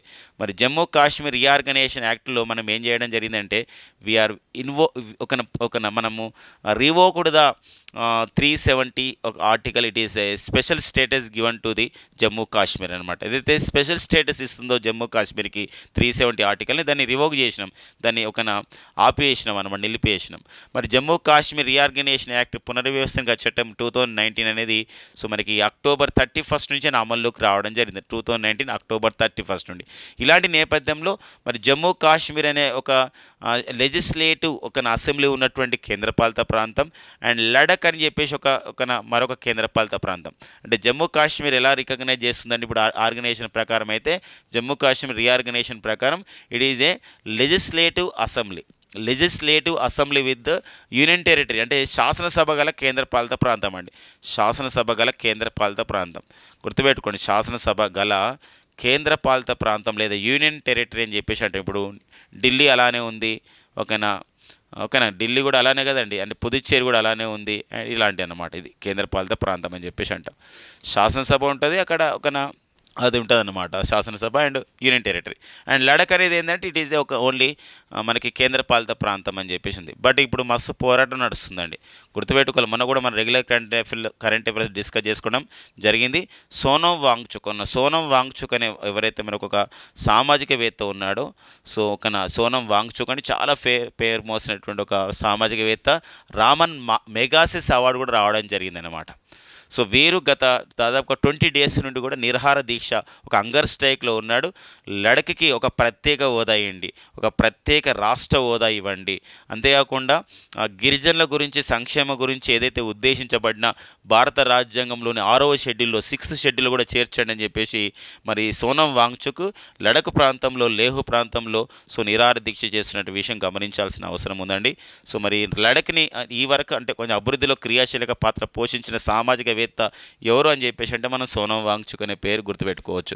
మరి ఇలాంటి నేపథ్యంలో మరి జమ్మూ కాశ్మీర్లో అభివృద్ధి అవుతుంది, జమ్మూ కాశ్మీర్లో పరిశ్రమలు వస్తున్నాయి, పరిశ్రమలు రావడం ద్వారా తద్వారా అక్కడ యువతకు ఉపాధి వస్తుందని ఒక ప్రధానమైన ఉద్దేశం ఇక్కడ కనబడే నేపథ్యంలోనే India's first battery storage giga ఫ్యాక్టరీని ఎక్కడ ఆపరేషన్ స్టార్ట్ అవుతుంది, జమ్మూ కాశ్మీర్లో స్టార్ట్ అవుతున్న సందర్భం అన్నట్టు. ఇది ఒక ఇంపార్టెన్స్గా మనం చూసుకోవాల్సిన అవసరం ఉందండి. సో మరి జమ్మూ కాశ్మీర్ సంబంధించిన అభివృద్ధి విషయంలో అనమాట. ఓకేనండి. ఇక నెక్స్ట్ చూద్దాం కరెంట్ అఫైర్. సో నెక్స్ట్ అండి రూబీమార్ నౌక. ఇది యునైటెడ్ కింగ్డమ్కి చెందిందండి. యునైటెడ్ కింగ్డమ్ బ్రిటన్ దేశానికి చెందింది రూబీమార్ నౌక. ఇది ఏం చేస్తుందంటే 21,000 మెట్రిక్ టన్నుల ఫెర్టిలైజర్ని తీసుకెళ్తుంది. సో ఇక్కడ తీసుకెళ్తున్న సందర్భంలో ఎర్ర సముద్రంలో ఆ యొక్క నౌక అనేది మునిగిపోయింది. సో ఇక్కడ గమనించాల్సిన అవసరం ఉంది. ఎందుకోసం అంటే ఎర్ర సముద్రం ఎప్పుడైతే మనకి పాలస్తీనా ఇజ్రాయెల్ క్రైసిస్ వచ్చిందో గుర్తుపెట్టుకోండి ఫ్రెండ్స్, ఇక్కడ పాలస్తీనా ఇజ్రాయెల్ క్రైసిస్ వచ్చిందో ఎప్పుడైతే యుద్ధం అనేది స్టార్ట్ అయిందో October 7, సో October 7, 2023 నుండి యుద్ధం అనేది కొనసాగుతున్న నేపథ్యం. ఇలాంటప్పుడు ఏంటంటే పాలస్తీనాకు చెందినటువంటి హమాస్ సంస్థ ఉంది. ఉంది, ఇందులో ప్రధాన పాత్రను పోషిస్తుంది యుద్ధంలో. అయితే మరి ఇజ్రాయెల్ ఎవరైతే ఇప్పుడు ఇజ్రాయెల్ దేశాలకు కొన్ని దేశాలు సపోర్ట్ చేస్తున్నాయి, పాలస్తీనాకు కొన్ని సపోర్ట్ చేస్తున్నాయి. ఇప్పుడు యెమెన్ దేశం ఉంది, యెమెన్ దేశానికి చెందినటువంటి హౌతీ అనే సంస్థ ఉందండి, అంటే హౌతీ అనే సంస్థ, దీనికి ఇరాన్ దేశం కూడా డబ్బులు ఇస్తుంది. ఇలాంటి సంస్థలన్నీ కూడా పాలస్తీనాకు సపోర్ట్ చేస్తున్నాయి. ఎవరైతే ఇజ్రాయెల్ దేశాన్ని సపోర్ట్ చేస్తున్నాయో, అమెరికా లాంటి కొన్ని దేశాలు సపోర్ట్ చేస్తున్నాయో, ఆ దేశాలకు సంబంధించిన నౌకలు ఏవైతే ఎర్ర సముద్రంలో వివిధ సంబంధించినటువంటి ఏవైతే వాణిజ్యంగా ఉపయోగపడుతున్న నౌకలు ఉన్నాయో, లేదా ఆహార పదార్థాలను సప్లై చేస్తున్నాయో, ఆహార ధాన్యాలు సప్లై చేస్తున్నాయో, లేదా వస్తువులను సప్లై చేస్తున్నాయో, వాటిని టార్గెట్ చేసుకొని ఏం చేస్తున్నాయంటే వాటిపైన టార్గెట్ చేస్తుంది అనమాట. ఏది హౌతీ అనే సంస్థ. మరి ఈ సంఘటన కూడా ఆ నేపథ్యంలో జరిగిందని చెప్పేసి భావిస్తున్న నేపథ్యంలో ఇప్పుడు 21,000 మెట్రిక్ టన్నుల ఫెర్టిలైజర్స్ అనేది అందులో మొత్తం పోయినాయి. దీని ద్వారా సుమారుగా ఒక 30 చదరపు కిలోమీటర్ల రేడియస్లో మొత్తం ఒక సంబంధించినటువంటి ఏరియాలో ఒక 30 చదరపు కిలోమీటర్ రేడియస్లో మొత్తం కూడా ఏం జరిగిందంటే ఇక్కడ మొత్తం కూడా ఆ వ్యాప్తిలో మొత్తం కూడా సముద్ర వాతావరణం కలుషితం అయిపోయింది. అండ్ ఎకోసిస్టమ్ ఆల్సో డ్యామేజ్డ్ అనమాట. అక్కడ ఉన్నటువంటి ఆవరణ వ్యవస్థ అంటాం, సముద్ర ఆవరణ వ్యవస్థ కూడా డ్యామేజ్ అవుతుందని విశ్లేషకులు భావిస్తున్న నేపథ్యం. ఒక పర్యావరణ పాయింట్గా చూసుకోవాలి, ఒక అంతర్జాతీయ విషయం. It is environmental issue and it is also comes under the international relation part అనమాట. ఇటీవల కాలంలో అంటే మార్చి 2024లో మార్చి 2024లో ఎర్ర సముద్రంలో రుమిమార్ నౌక అనేది కూలిపోయింది. ఇది ఫెర్టిలైజర్స్ తీసుకెళ్తుంది 21,000 మెట్రిక్ టన్నుల. అయితే మరి ఇది ఏ దేశానికి చెందింది అన్నప్పుడు ఇది యూకే దేశం చెందింది, లేదా యూకే దేశం చెందినటువంటి ఏ నౌక ఎర్ర సముద్రంలో కూలిపోయిన సంఘటన పర్యావరణవేత్తలు అనేది ఒక విపత్తుగా భావిస్తున్న నేపథ్యం అంటే అది రుమిమార్ నౌక అనే విషయం గమనించండి. ఇంకొక విషయం గమనించాలి ఈ సందర్భంగా, యూరోపియన్ యూనియన్ వాళ్ళు of course at present at this moment Britain is not the member in European Union. అంటే యూరోపియన్ యూనియన్ అనేది మనకు బ్రిటన్లో సభ్యదేశం ఏం కాదు. బ్రెక్సిట్ అనే కారణంగా 2020లోనే యూరోపియన్ యూనియన్ నుండి బ్రిటన్ అనేది ఎక్సిట్ అయింది. కానీ యూరోపియన్ యూనియన్ వాళ్ళు ఎర్ర సముద్రంలో ఈ వాణిజ్య నౌకల భద్రత గురించి ఒక కార్యక్రమాన్ని ప్రారంభించారండి. ఈ ఇజ్రాయెల్ పాలస్తీనా క్రైసిస్ నేపథ్యంలో ఆ కార్యక్రమాన్ని మనం ఏమంటున్నామంటే ఆ యొక్క సంబంధించినటువంటి భద్రతా కార్యక్రమాన్ని మిషన్ ఆస్పిడేస్ అని చెప్పేసి అంటాం. ఏదండి, మిషన్ ఆస్పిడేస్ అని చెప్పేసి అంటాం. ఆ నేపథ్యాన్ని కూడా మనం గుర్తుపెట్టుకోవాల్సిన అవసరం ఉందండి. ఇక నెక్స్ట్ మనం కరెంట్ అఫైర్ చూద్దాం. పిఎన్ఎస్ రిజ్వాన్. పిఎన్ఎస్ రిజ్వాన్ అనే ఒక నౌక మనకు న్యూస్లో ఉంది. It is nuclear missiles capable worship అన్నమాట. ఇది పిఎన్ఎస్ రిజ్వాన్. మరి ఈ పిఎన్ఎస్ రిజ్వాన్ న్యూస్లో ఎందుకని ఉందంటే చూడండి, ఇది ఏంటంటే ఇది మనకి చైనా వాళ్ళు చైనా దేశం వాళ్ళు ఎవరికి గిఫ్ట్గా ఇచ్చిరంటే పాకిస్తాన్కి ఇవ్వడం జరిగింది. అంటే వాణిజ్య సంబంధాల్లో భాగంగా వాళ్ళు ఈ యొక్క దౌత్య సంబంధాల్లో, రక్షణ సంబంధాల్లో భాగంగా చైనా వాళ్ళు ఇటీవల కాలంలో పాకిస్తాన్కి ఇచ్చినటువంటి ఒక నౌక పేరు ఏం పేరు అని చెప్పేసి అంటే అది దట్ ఈజ్ పిఎన్ఎస్. అంటే పిఎన్ఎస్ రిజ్వాన్ అంటే పాకిస్తాన్ నావల్ సర్వీస్లో రిజ్వాన్ పేరు పెట్టడం జరిగింది. ఇది చైనాలోని ఫుజియాన్ మావే షిప్ బిల్డింగ్ అనే సంస్థ దీన్ని తయారు చేసింది. అంటే ఇది న్యూక్లియర్ మిజైల్ ట్రాకింగ్ షిప్ అని చెప్పొచ్చు అండి. అంటే న్యూక్లియర్ మిజైల్స్ ట్రాకింగ్ షిప్ అంటే దీనిపైన అంటే ఇక్కడ ఈ నౌకల్లో మిజైల్స్ని అంటే అణ్వస్త్ర సామర్థ్యం మిజైల్స్ పెట్టుకోవచ్చు. అంతేకాకుండా వేరే సంబంధించినటువంటి దేశాల వాళ్ళు ఇలాంటి సంబంధించినటువంటి దాడి చేస్తున్నప్పుడు, అణ్వస్త్ర దాడి చేస్తున్నప్పుడు మిజైల్తో దాన్ని గుర్తించేసి వెంటనే ప్రతి దాడి చేయడానికి కూడా వీలుగా ఉంటుంది. That is called it is the Pakistan's first nuclear missile tracking ship అని చెప్తున్నారన్నమాట. ఇది అణువారు హెడ్ బాలిస్టిక్ షిప్లను కూడా ఇది ప్రయోగించగలుగుతుంది. ప్రపంచంలో ఇలాంటి కెపాసిటీ అంటే nuclear missile tracking ship technology ఉన్నటువంటి దేశాలు అమెరికా, ఫ్రాన్స్, రష్యా, చైనా దగ్గరే ఉన్నాయి, భారత్ దగ్గర మాత్రం ఉన్నాయి. ఇలా మొత్తం కూడా గమనించినట్టయితే ఇలాంటి సామర్థ్యం ఉన్నటువంటి న్యూక్లియర్ మిజైల్ ట్రాకింగ్ షిప్ సామర్థ్యం ఉన్నటువంటి 6వ దేశంగా పాకిస్తాన్ అనేది గుర్తించబడింది అనమాట. ఇది మనకి భారత్ అండ్ పాకిస్తాన్ చైనా సంబంధాల విషయంలో మనం గమనించాలి. ఎందుకోసం అంటే ఇక్కడ పాకిస్తాన్ చైనా విషయం మనం చూసినట్టయితే ఇక్కడ చైనా పాకిస్తాన్ కలిసి ఒక ఆర్థిక నడావాను అంటే ఎకనామిక్ కారిడార్ని ఏర్పాటు చేసుకోవడం జరిగింది. అంటే భారత్ సరిహద్దు వెంబడి పాకిస్తాన్లో చైనా పాకిస్తాన్ కలిసి ఏర్పాటు చేసుకున్నటువంటి ఆర్థిక నడవ. సుమారు ఇందులో చైనా 3,50,000 కోట్ల ఇన్వెస్ట్మెంట్ చేయడం జరిగింది. సో మరి లక్షల కోట్లు అనమాట ఇన్వెస్ట్మెంట్ చేయడం జరిగింది. అంతేకాకుండా పాకిస్తాన్లోని గ్వాదర్ ఓడరేవును కూడా ఇక్కడ ఇది తీసుకోవడం జరిగిందనమాట, లీజుకు తీసుకోవడం జరిగిందనమాట. ఇలాంటి నేపథ్యం. అందుకోసమే మన భారతదేశం వ్యూహాత్మకంగా ఈ గ్వాదర్ ఓడరేవును వాడుకోకుండా ఆ ఇరాన్ దేశంలోని ఒక ఓడరేవును మనం వాడుకుంటున్నాం, అభివృద్ధి చేయడం కూడా జరిగింది. The name of the sea port ఏమంటే చాబహార్ సీ పోర్ట్ అండి. చాబహార్ సీ పోర్ట్ని మనం ఒక ఓడరేవుని వాడుకుంటున్నటువంటి నేపథ్యం అనమాట. సో ఇది మనకి ఒక ఇంటర్నేషనల్ రిలేషన్స్గా చూసుకోవాలండి. ఇక నెక్స్ట్ వచ్చేసి మనం ఇక్కడ చూస్తున్నామండి ఇమేజెస్, మనకి నోరూరుతుంది మీ అందరు కూడా. సో ఇది మనకి రసమలై అండి, రసమలై. సో మరి రసమలై, సో ఏంటి రసమలై అంటే ఇది మనకి పశ్చిమ బెంగాల్లో చాలా ఫేమస్ అండి. అంటే మన ప్రాంతాల్లో కూడా దొరుకుతుంది, బట్ పశ్చిమ బెంగాల్ అనేది రసమలై అనే దానికి పుట్టినీళ్ళుగా చెప్పొచ్చు. మరి ఇలాంటి రసమలై పేరు చెప్తేనే ఇలా ఉంటున్న సందర్భం ఇంకా తింటే అద్భుతంగా ఉంటున్నటువంటి ఒక మంచి డెజర్ట్ అంటే అర్థం ఏంటంటే ఎడారి కాదండి. డెజర్ట్ అంటే తినే పదార్థాన్ని, మనకు ఇష్టమైన పదార్థాలలో డెజర్ట్ అని పిలుస్తాం అనమాట. DESSERT డెజర్ట్ అంట. స్పెల్లింగ్ వచ్చేసి ఇలా ఉంటుంది, DESSERT. డబుల్ ఎస్ లేకుండా ఓన్లీ ఎస్ ఉంది అనుకోండి, ఎడారి అవుతుంది. అంటే world top 10 best cheese desserts జాబితాను విడుదల చేయడం జరిగింది. చేస్తే పోలాండ్ దేశానికి చెందినటువంటి సెర్నిక్ అని చెప్పేసి సంబంధించినటువంటి ఒక తినే పదార్థం ఫస్ట్ ప్లేస్లో వస్తే, మన భారతదేశం చెందినటువంటి మన వెస్ట్ బెంగాల్కి చెందినటువంటి ఈ రసమలై 2వ స్థానంలో రావడం జరిగింది. సో మనకి ఒక ఇంపార్టెన్స్గా మనకు ఉంటుందండి. ఇలాంటి ఫుడ్ విషయంలో కూడా మనకి ఎగ్జామినేషన్లో ఒక్కోసారి అడిగే అవకాశం ఉంటుంది. ఇప్పుడు అంతెందుకంటే ఇప్పుడు యునెస్కో క్రియేటివ్ సిటీస్ నెట్వర్క్ జాబితా ఉంది. క్రియేటివ్ సిటీస్ నెట్వర్క్ జాబితా. మరి యునెస్కో క్రియేటివ్ సిటీస్ నెట్వర్క్ జాబితాలో సో మనకి గమనించినట్లయితే ఇప్పుడు మన భారతదేశం చెందినటువంటి 8 నగరాలు ఇలా చోటు లభించినాయి. 8 నగరాలు అంటే యునెస్కో సృజనాత్మక నగరాల జాబితాలో. మరి 8 నగరాల్లో హైదరాబాద్ నగరం కూడా ఉంది. అంటే ఇక్కడ కోజికోడ్ నగరం ఉంది లిటరేచర్లో, చెన్నై నగరం ఉంది, హైదరాబాద్ ఉంది, ముంబై ఉంది. ఫ్రెండ్స్ గమనించండి, ముంబై ఉంది, సో వారణాసి ఉంది, శ్రీనగర్ ఉంది, తర్వాత గ్వాలియర్ కూడా చేర్చారు. గ్వాలియర్ అంటే మ్యూజిక్లో. మరి హైదరాబాద్ నగరాన్ని ఎందులో చేర్చారంటే సో ఆగ్రోనమీ అని చెప్పేసి అంటే అర్థం ఏంటంటే ఇక్కడ సో మనకి ఫుడ్ని ఆ విధంగా ఫుడ్ని సెలెక్షన్ చేసుకోవడం, సర్వ్ చేసుకోవడం, వంట చేయడం అనే ఒక ప్రధానమైన ఉద్దేశం ఉంటుంది అనమాట. వంటల విషయం అంటే ఫుడ్కి ఇంపార్టెన్స్ ఇచ్చే విషయంలో. అందుకోసం ఇప్పుడు హైదరాబాద్ అలీం ఉంది చూడండి, హైదరాబాద్ అలీం GI ట్యాగ్ కూడా రావడం జరిగింది. ఇలాంటి నేపథ్యం అనమాట. అంటే ఫుడ్ విషయంలో మీకు చెప్తున్నాను, ఇలా అడిగిన నేపథ్యం కూడా ఉందన్నమాట. హైదరాబాద్ ఏ విభాగంలో చోటు లభించింది. ఈ మధ్యకాలంలో గ్వాలియర్ నగరం అండ్ కోజికోడ్ నగరాన్ని చోటు లభించారు. అంటే క్రియేటివిటీ అంటాం, ఇది ఒక సృజనాత్మకమైన విషయం అని చెప్పేసి అనొచ్చు అనమాట. ఫుడ్ తీసుకోవడం కానీ, ఫుడ్ని ఎంపిక చేసుకోవడం కానివ్వండి, ఫుడ్ని సర్వ్ చేసే విషయం కూడా ఒక క్రియేటివిటీగా, ఒక క్రియేటివ్ అంటే సృజనాత్మక విషయంగా యునెస్కో ప్రకటించిన నేపథ్యంలో దీనికి మరింతగా వచ్చిందనమాట. క్వశ్చన్ అడిగే విధానం ఏంటంటే world top 10 best cheese desserts జాబితా 2024లో మొదటి స్థానంలో సెర్నిక్ అనే ఒక పదార్థం ఉంది, ఆ తినే పదార్థం. అది ఏ దేశం చెందిందంటే పోలాండ్ దేశం చెందింది. 2వ స్థానంలో ఏ పదార్థం నిలిచింది, ఏ యొక్క డెజర్ట్ నిలిచిందంటే దట్ ఈస్ ద రసమలై, పశ్చిమ బెంగాల్ అని చెప్పొచ్చు అనమాట. ఓకేనండి. నెక్స్ట్ కరెంట్ అఫైర్ చూద్దాం. మరాల్ డ్రోన్ అండి. సో మనకి ఇది స్వదేశంగా డ్రోన్స్ని మనం స్వదేశంగా తయారు చేసుకునే నేపథ్యం.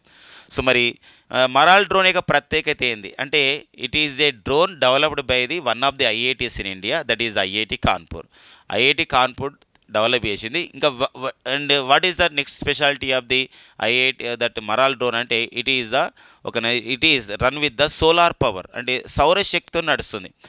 మన దేశంలో చూడండి సౌరశక్తితో నడుస్తుంది. అండ్ ఇది మనకు ఒక 5 కిలోమీటర్ల ఎత్తుపైకి వెళ్ళి ఒక నిఘాగా ఒక స్పైగా కూడా పనిచేస్తుంది అనమాట. ఒక ఇంటెలిజెన్స్ వ్యవస్థ కూడా పనిచేస్తుంది. అది మనం స్వదేశంగా తయారు చేసుకున్నాం. కాబట్టి ఇక్కడ ఇటీవల న్యూస్లో ఉన్నటువంటి మరాల్ డ్రోన్ యొక్క ప్రత్యేకత ఏంటంటే ఇది సౌరశక్తితో నడిచే అత్యాధునిక నిఘా డ్రోన్. ఇది IIT కాన్పూర్ వల్ల అభివృద్ధి చేయడం జరిగింది. 5 కిలోమీటర్ల ఎత్తుపైకి వెళ్ళి ఒక నిఘాగా పనిచేస్తుంది. ఇది మన భారత రక్షణ దళాల్లో అండ్ ఇండియన్ డిఫెన్స్లో, ఆర్మీలో very soon army, navy, air ఫోర్స్లో త్వరలోనే దీన్ని కమిషన్ చేయబోతుంది. దీన్ని త్వరలోనే అందులోకి దానిలో ఇన్క్లూడ్ చేయబోతున్నారు అనమాట. ఆ పాయింట్ ఇంపార్టెంట్. మరాల్ డ్రోన్ అనేది ఏంటంటే మరాల్ డ్రోన్ మన ఇక్కడ పేరులో ఇక్కడ మనకు ఇమేజ్లో కూడా చూడవచ్చు. సో మనకి ఇది సౌరశక్తితో నడిచే అత్యాధునిక డ్రోన్ అనమాట. ఓకేనా. నెక్స్ట్ చూద్దామండి. Neo stand. సో మనకు ఐఐటి మద్రాస్ ఎన్నో ఆవిష్కరణలు చేసి వారి న్యూస్లో ఉన్నటువంటి సంస్థ మరి ఐఐటి మద్రాస్ సంస్థ. ఇప్పుడు ఐఐటి మద్రాస్ అయితే పాలలో కల్తీని ఆ విధంగా గుర్తించడానికి ఒక 30 సెకండ్లలోనే గుర్తించడానికి ఒక అత్యాధునిక సాంకేతిక విధానాన్ని ఐఐటి మద్రాస్ తయారు చేసింది. ఇప్పుడు చాలామంది మనం అంటున్నాం, ఇప్పుడు ఆర్సెనిక్ ఏదైతే ఇప్పుడు నీళ్ళల్లో ఆర్సెనిక్ ఉంటుంది, ఒక గ్రౌండ్ వాటర్లో కొన్ని ప్రాంతాల్లో ఈ ఆర్సెనిక్ అనేది సమ్ టైమ్స్ మనకి ఇదేంటి ఇట్ ఈజ్ ఒక one of the carcinogenic agents, అంటే క్యాన్సర్ కారకం కూడా పనిచేస్తుంది. ఇలాంటి ఆర్సెనిక్ని రిమూవ్ చేయడానికి ఒక సాంకేతిక విధానం, అంటే గ్రౌండ్ వాటర్లో భూగర్భ జలాల్లో తాగే నీళ్లను ఆ విధంగా శుభ్రపరచడానికి ఈ యొక్క అమృత్ అనే ఒక టెక్నాలజీ ప్రారంభించింది. అమృత్ అంటే arsenic metal removal by the Indian technology అని చెప్పేసి ఒక కార్యక్రమాన్ని ఐఐటి మద్రాస్ ఏర్పాటు చేయడం జరిగిందండి. గుర్తుపెట్టుకోండి ఇక్కడ. సో చాలా చాలా ఇంపార్టెంట్గా ఉంటుందండి. దాన్ని ఏమంటారంటే అమృత్ అని చెప్పేసి అంటామండి. అమృత్ ఉంటుందండి. ఇది ఐఐటి మద్రాస్ వాళ్ళే తయారు చేశారు ఈ టెక్నాలజీ. అమృత్ ఉంటుంది, ఇంకొకటి ఏముంటుంది, అమృత్ ఉంటుంది.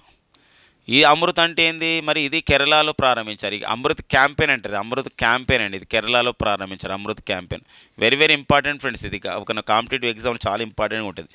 Anti microbial resistance for intervention of the total health అంటాం. అంటే anti microbial resistance for the intervention of the total health అని చెప్పేసి అంటాం. అంటే అర్థం ఏంటంటే మనం ఈ యొక్క యాంటీబయాటిక్స్ ఎక్కువ వాడుతున్నాం. యాంటీబయాటిక్స్ ఎక్కువ వాడడం వల్ల రోగ నిరోధక శక్తి తగ్గిపోతుంది. అందుకోసమే no prescription no medicine. Doctor మందు రాస్తేనే ఒక మెడికల్ షాప్లో మందులు ఇవ్వాలి. అలాంటి నేపథ్యంలో అమృత్ అనే కార్యక్రమాన్ని కేరళ రాష్ట్రం ప్రారంభించిందండి. ఇది అమృత్. ఇక్కడ ఆర్ఐటిహెచ్ ఏఎంఐ ఆర్ఐటిహెచ్ అంటారు చూడండి. దీని అబ్రివేషన్ రాసుకుంటే మనకి ఈజీగా అర్థమవుతుంది. యాంటీ మైక్రోబియల్ సో రెసిస్టెన్స్ అని చెప్పేసి అంటామంట. Resistance for intervention of total health అని చెప్పేసి అంటామండి. Intervention of the total health అని చెప్పేసి అంటాం. ఇది కార్యక్రమం, యాంటీబయాటిక్స్ని తగ్గించడం. ఈ కార్యక్రమం చూడండి ఏఎంఆర్ఐటి ఉంది. అంటే ఏంటంటే ఆర్సెనిక్ అండి. ఆర్సెనిక్ మెటల్ అంటే లోహం రిమూవల్ చేస్తారు. ఎలా చేస్తారంటే బై ఇండియన్ ఐటీ అంటే ఇన్ఫర్మేషన్ టెక్నాలజీ కాదండి, బై ది ఇండియన్ టెక్నాలజీ, మన భారతీయ సాంకేతికతతో చేస్తారు. ఎంత అద్భుతమైన విషయం ఒకసారి గమనించండి. సో మనకి అమృత్ కార్యక్రమం ఇది ఐఐటి మద్రాస్ తయారు చేసింది. ఇప్పుడు చూడండి ఐఐటి మద్రాస్ యొక్క మరో ఇన్నోవేషన్ నియో స్టాండ్ అంట. సో మన ఇమేజ్లో చూడవచ్చు నియో స్టాండ్. సో ఇక్కడ నియో స్టాండ్ ఇలా ఉంటుంది. అంటే ఇది ఒక వీల్ చైర్ లాగా ఉంటుంది. Electric standing wheel chair. ఇది మనకి ఫిజికల్ హ్యాండిక్యాప్డ్కి దివ్యాంగులు అంటున్నాం, వాళ్ళకు ఉపయోగపడే విధంగా, వాళ్ళు చిన్న చిన్న పనులు చేసే విధంగా, ఎలా అంటే క్లాస్లోకి వెళ్ళే విధంగా, క్లాస్లో ఒక లెక్చరర్ మాట్లాడే విధంగా ఒక ఫిజికల్ హ్యాండిక్యాప్లు ఉంటే, అలా కాకుండా ఇంట్లో కూడా చిన్న చిన్న పనులు చేసే విధంగా ఉపయోగపడుతుంది అనమాట. ఇది వాళ్ళు సొంతంగా చూడండి ఇక్కడ మనకు ఇమేజ్లో చూడొచ్చు. వాళ్ళు కొంచెం బ్యాలెన్స్డ్గా నడవడానికి కానివ్వండి ఇలా ఉపయోగపడుతుంది అనమాట. సో ఇది ఏంటంటే ఎలక్ట్రిక్ స్టాండింగ్ వీల్ చైర్, అంటే ఎలక్ట్రిక్తో ఇది పనిచేస్తుంది. Electric standing. సో మనకి అంటే ఇది వీల్ చైర్, ఇది నియో స్టాండ్ అనే పేరుతో ఐఐటి మద్రాస్ వాళ్ళు దీన్ని తయారు చేయడం జరిగింది. కాబట్టి ఇటీవల కాలంలో ఎలక్ట్రిక్ స్టాండింగ్ వీల్ చైర్ అనేటువంటి నియో స్టాండ్ని దివ్యాంగులకు ఉపయోగపడే విధంగా అభివృద్ధి చేసినటువంటి సంస్థ ఏది, ఐఐటి మద్రాస్. లేదా IIT Madras electric standing wheel chair దివ్యాంగులకు ఉపయోగపడే విధంగా ఒక సంబంధించినటువంటి వీల్ చైర్ని తయారు చేసింది. దానికి ఏమని పేరు పెట్టారంటే నియో స్టాండ్ అని పేరు పెట్టడం జరిగింది. ఫ్రెండ్స్, ఐఐటి మద్రాస్ అండి మనకు న్యూస్లో ఉంది. మన దేశంలో మొత్తం మనకి 23 ఐఐటీలు ఉన్నాయి. ఈ 23 ఐఐటీలో మనం చూస్తే ఫస్ట్ ఐఐటి మద్రాస్ ఒక క్యాంపస్ని, ఒక స్టడీ సెంటర్ని మన భారతదేశం వెలుపల కూడా ఏర్పాటు చేయడం జరిగిందనమాట. The first IIT Madras its campus, one of the IITs campus in India will be అంటే is set up in other than India, that is in abroad. ఎక్కడ లొకేట్ చేసినామంటే that is in Zanzibar. Where is Zanzibar అండి, మీ అందరికీ తెలిసిన జాంజిబార్లో ఏర్పాటు చేయడం జరిగిందనమాట. టాంజానియాలోని జాంజిబార్లో ఐఐటి క్యాంపస్ని ఏర్పాటు చేయడం జరిగింది. వెరీ వెరీ ఇంపార్టెంట్గా మనకు ఉంటుంది. ఐఐటి మద్రాస్ యొక్క క్యాంపస్ని ఎక్కడ ఏర్పాటు చేశారు ఫస్ట్ టైం? మన భారతదేశంలో తొలిసారిగా ఒక ఐఐటి క్యాంపస్ యొక్క కార్యాలయాన్ని, ఒక క్యాంపస్ని, రీజనల్ ఆఫీస్ని ఎక్కడ ఏర్పాటు చేయడం జరిగిందంటే జాంజిబార్లో ఆఫ్రికా ఖండంలో ఏర్పాటు చేశారు. ఏ ఖండం అంటే ఆఫ్రికా ఖండం. ఏ దేశం అంటే టాంజానియా దేశం. నెక్స్ట్ కరెంట్ అఫైర్ చూద్దాం. పొకారా ఏంటండి? పొకారా అనేది recently Nepal to promote the tourist activities, to encourage the tourist activities. So recently Pokhara, and one of the places in Nepal, it is announced, declared as a itself declared as a it is a tourist capital of the Nepal, tourism capital of the Nepal. అంటే నేపాల్ యొక్క పర్యాటక రాజధానిగా ప్రకటించడం జరిగిందండి. So ఇది ఒక important, ఎందుకోసం అంటే కోవిడ్ కాలంలో, అంటే ఫ్రమ్ ది 2020 కానీ 2021 కానివ్వండి, ఈ 2 years 3 years అనేది 2022 వరకు కూడా మొత్తం కూడా ఒక టూరిజం అనేది ప్రపంచంలో బాగా దెబ్బతిన్న రంగం ఏదైతే ఉందంటే that is the tourism sector. పర్యాటక రంగం అనేది బాగా దెబ్బతిన్నది. ఇలాంటప్పుడు పర్యాటక రంగానికి ఊతం ఇవ్వాలి, తద్వారా ఉపాధి వస్తుంది, తర్వాత ఆదాయ మార్గాలు కూడా మెరుగుపడతాయి, కొందరికి జీవనోపాధి లైవ్లీవుడ్ కూడా పెరుగుతుంది. ఇలాంటి నేపథ్యంలో సో పొకార్ అని అంటే నేపాల్ సమాజం ప్రభుత్వం, నేపాల్ గవర్నమెంట్ అనౌన్స్డ్. సో ఇది ఏంటంటే పొకార్ అని నేపాల్ పర్యాటక రాజధానిగా ప్రకటించింది అనమాట. సో వెరీ వెరీ ఇంపార్టెంట్ అండి. ఇటీవల కాలంలో పొకార్ అని తమ దేశ పర్యాటక రాజధానిగా ప్రకటించుకున్నటువంటి దేశం ఏదైనా అంటే ఏంటంటే పొకార్ అనే విషయం గమనించండి. సో ఇది ప్లేసెస్ ఇన్ ద న్యూస్, ఒక వార్తల్లో ప్రదేశంగా మనకు ఉంటుంది. సో పొకార్ అనే ప్రాంతం. సో అబౌట్ నేపాల్ గురించి మనం చెప్పుకున్నట్లయితే నేపాల్కి అయితే ప్రజెంట్ ప్రెసిడెంట్ ఎవరున్నారంటే రామచంద్ర పౌడెల్. సో రామచంద్ర పౌడెల్ అనేవారు నేపాల్కి ప్రెసిడెంట్గా ఉన్నారు. అండ్ ప్రచండ్ అనేవారు అంటే పుష్పకమల్ దాహల్ అనేవారు సో ప్రచండ్ అంటారు, వారు ప్రధానమంత్రిగా ఉన్నారు. మరి నేపాల్ రాజధాని అంటే మారిందంటే నేపాల్ రాజధాని ఏం మారలేదు, అదే ఉంది. నేపాల్ క్యాపిటల్ సిటీ ఏంటంటే కాఠ్మండ్. సో కాఠ్మండ్ అనేది సో నేపాల్ యొక్క క్యాపిటల్ సిటీ అనే విషయం గమనించండి. ఓకేనా, నెక్స్ట్ చూద్దాం. సో మరి వివిధ నదుల సంబంధించిన విషయంలో, వాటర్ విషయంలో మనకి చాలా అంటే ఫ్యూచర్ అంతా చూడండి. అందుకే చూడండి వాటర్ ఎంత ఇంపార్టెన్స్ అవుతుందో. ఇప్పుడు మన బెంగళూరు నగరం చూడండి, వాటర్ మస్తు క్రైసిస్ ఎదుర్కొంటుంది. అంటే ఇది బెంగళూరు నగరం జనాభా సుమారుగా ఒక 1,36,00,000 జనాభా ఉంటే బెంగళూరులో ఇప్పుడు వాటర్ని బహిరంగ ఎవరైతే వేస్ట్ చేస్తారో వాళ్ళపైన కేసులు కూడా నమోదవుతున్న సందర్భం ఉంది. మరొక విషయం గమనించాలి, వాటర్ ఎంత క్రైసిస్ వచ్చిందనేది. ఇప్పుడు ఎండాకాలం అంటే ఇక వాటర్ క్రైసిస్ అనేది ఎలా ఉంటుంది, రానున్న 3 months 2 months చాలా క్రియాశీలకం మన దేశానికి, మెట్రోపాలిటన్ సిటీస్కి అయితే. అలాంటి నేపథ్యంలో ఇప్పుడు ఒక రివర్స్ని యూజ్ చేసుకునే అంటే రివర్ వాటర్ని యూజ్ చేసుకునే విషయంలో కేంద్ర జలశక్తి శాఖ ఏం చేస్తుందంటే వివిధ బోర్డ్స్ని ఏర్పాటు చేస్తుంది. Krishna river management board and Godavari ఒక రివర్ మేనేజ్మెంట్ బోర్డు, ఇట్లా తుంగభద్ర ఒక రివర్ మేనేజ్మెంట్ బోర్డు అని చెప్పడం జరిగింది. Of course Tungabhadra is the one of the tributary river of the Krishna. అంటే కృష్ణా నది యొక్క ఒక ఉపనది ఏంటంటే ఇక్కడ తుంగభద్ర. మరి తుంగభద్ర బోర్డుని ఏర్పాటు చేయడం జరిగింది. తుంగభద్ర బోర్డుకి చైర్మన్గా ఎవరు నియమించడం జరిగిందంటే వీరేంద్ర శర్మని నియమించడం జరిగిందండి, వీరేంద్ర శర్మని. ఇలా గుర్తుపెట్టుకోవాల్సిన అవసరం ఉంటుంది. తుంగభద్ర బోర్డుకు చైర్మన్గా ఎవరు నియమించడం జరిగిందంటే ఇక్కడ వీరేంద్ర శర్మ అండి. ఓకేనండి, వీరేంద్ర శర్మ నియమించడం జరిగింది. సో ఇంకొకటి గమనించాలి, ఇప్పుడు కృష్ణా రివర్ మేనేజ్మెంట్ బోర్డు అంటారు, కృష్ణా రివర్ మేనేజ్మెంట్ బోర్డు.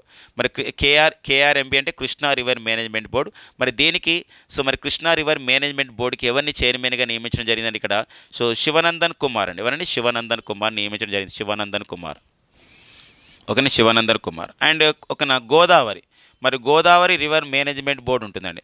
మరి గోదావరి రివర్ గోదావరి నదీ జలాల సంబంధించిన వివాదాలు కానివ్వండి, ఎన్ని టీఎంసీ వాటర్ని ఎవరు యూజ్ చేసుకోవాలి, ఈ రాష్ట్రాలు ఏవైతే ప్రవహిస్తున్నాయో ఆ నదులలో అందరూ కూడా ఇందులో సభ్యులు ఉంటారనమాట, రాష్ట్రాల సంబంధించినటువంటి అధికారులు. అలాంటి నేపథ్యంలో ఇక్కడ మీరు చూసినట్టయితే మరి గోదావరి రివర్ మేనేజ్మెంట్ బోర్డుకి చైర్మన్గా ఎవరు పనిచేస్తున్నారు ఎందుకంటే ముఖేష్ కుమార్ సిన్హా అండి. ఎవరండి? ముఖేష్ కుమార్ సిన్హా అండి, ముఖేష్ కుమార్ సిన్హా. మరి ముఖేష్ కుమార్ మీనా అనందరి ముఖేష్ కుమార్ మీనా ఎవరంటే అతను మరి ఆంధ్రప్రదేశ్ రాష్ట్ర ప్రధాన ఎన్నికల అధికారి ముఖేష్ కుమార్ సిన్హా కృష్ణా రివర్ మేనేజ్మెంట్ బోర్డుకి చైర్మన్గా పనిచేస్తున్నారు. మరి వీళ్ళందరిపైన ఎవరు ఉంటారంటే ఇంకొకరు ఉంటారండి, ఎవరైనా సెంట్రల్ వాటర్ కమిషన్ అంటారు, అంటే కేంద్ర జల సంఘం అని చెప్పేసి అంటాం, సిడబ్ల్యూసి అంటే కాంగ్రెస్ వర్కింగ్ కమిటీ కాదండి, సెంట్రల్ వాటర్ కమిషన్ కూడా ఉంటుందండి ఇక్కడ, సెంట్రల్ వాటర్ కమిషన్. మరి సెంట్రల్ వాటర్ కమిషన్కి సో ప్రజెంట్ చైర్మన్గా ఎవరు పనిచేస్తున్నారని చెప్పేసి అంటారు. సో వెరీ వెరీ ఇంపార్టెంట్, కుష్విందర్ హోరా, వారి పూర్తి పేరు వచ్చేసి కుష్విందర్ సింగ్ హోరా అని చెప్పేసి అంటామండి, కుష్విందర్ సింగ్ హోరా. మరి వీళ్ళందరూ ఎవరి కింద పనిచేస్తారంటే కేంద్ర జలశక్తి మంత్రిత్వ శాఖ ఉంటుందండి. మొత్తానికి 2019లో ఏర్పాటు చేయబడింది, 2019లో కేంద్ర జలశక్తి మంత్రిత్వ శాఖ. ఈ కేంద్ర జలశక్తి మంత్రిత్వ శాఖ పరిధిలో వీళ్ళందరూ పనిచేస్తారనమాట. గజేంద్ర సింగ్ షెకావత్ ప్రజెంట్ కేంద్ర జలశక్తి శాఖ మంత్రిగా ఉన్నారు. 2019 జూలై 1న సో కేంద్ర జలశక్తి మంత్రిత్వ శాఖను కొత్తగా ఏర్పాటు చేయబడడం జరిగింది. ఓకేనా, నెక్స్ట్ పాయింట్ మనం చూద్దామండి. మన పర్సన్స్ ఇన్ ద న్యూస్లో ఈ point important. Soma the Ayurveda kitchen అండి. అంటే it is nothing but it is a cafe అంటాం. ఇప్పుడు కేఫ్ అంటే ఓన్లీ టీ తాగేదే కాదు, ఇప్పుడు కేఫ్ అంటే తినేది కూడా వస్తుంది అన్నమాట. సో మరి ఏంటి ఇక్కడ ఏంటంటే ఢిల్లీలోని షాలిమార్ బాగ్ అనే ప్రాంతంలో, ఢిల్లీలోని షాలిమార్ బాగ్లో సో మరి సోమా ది ఆయుర్వేద్ కిచెన్ అనే ఒక సంబంధించిన ఒక పెద్ద ఒక హోటల్ని ఏర్పాటు చేయడం జరిగింది. ఫస్ట్ టైం అన్నమాట, మొత్తం కూడా ఆయుర్వేదకు సంబంధించిన విషయం. అంటే ఎందుకోసం అంటే మన దేశం యొక్క గొప్పతనం ఏంటంటే ఇప్పుడంటే మనకు కొంచెం వెస్టర్నైజేషన్ అంటే ఇక్కడ పాశ్చాత్య నాగరికత విషయంలో తినే ధోరణులు వచ్చినాయి. కానీ తినేవన్నమాట, తినే విధానం కానివ్వండి, చేసుకునే విధానం కానీ సో మనకి అంటే కొన్ని వచ్చినాయి, అందరు కాదు కొందరు. మరి మనకేందంటే యాక్చువల్గా మనం ఆహారాన్ని ఔషధంగా తీసుకునే దేశం, మనం ఆహారాన్ని ఔషధంగా తీసుకుంటామండి. అది అలాంటి నేపథ్యంలో మళ్ళీ మన యొక్క ఏన్షియంట్ కల్చర్ ఏదైతే ఉందో, మన యొక్క ప్రాచీన విధానం ఏదైతే ఉందో దాన్ని తీసుకొస్తున్నాం. అందుకోసమే ఇప్పుడు మనం 2014 సంవత్సరంలోనే మన కేంద్ర ప్రభుత్వం అయితే ఆయుష్ మంత్రిత్వ శాఖను ఏర్పాటు చేసుకోవడం జరిగిందండి. ఆయుష్ మంత్రిత్వ శాఖ అంటే ఆయుర్వేద, యోగా, న్యాచురోపతి, యునాని, సిద్ధ, హోమియోపతి అని చెప్పేసి అంటాం. అలాంటి నేపథ్యంలో తొలి ఆయుర్వేదిక్ కేంపును దేశంలో ఎక్కడ ఏర్పాటు చేశారంటే ఢిల్లీలో ఏర్పాటు చేశారు, షాలిమార్ బాగ్లో ఏర్పాటు చేశారు. దీనికి ఏమని పేరంటే సోమా ది ఆయుర్వేద కిచెన్ అని పేరు వస్తుందన్నమాట. సో ఇది మనకి 2014 ఏర్పాటు చేసిన ఆయుష్ మంత్రిత్వ శాఖకి ప్రజెంట్ మంత్రి వచ్చేసి మనకి సర్బానంద సోనోవాల్ ఉన్నారు. సో ఇవ్వండి మనకి ఈరోజు ఉన్నటువంటి మార్చి 26, 2024లో ఉన్నటువంటి ముఖ్యమైన ఎగ్జామ్ ఓరియంటెడ్ కరెంట్ అఫైర్స్ అండి. Thank you friends and all the best.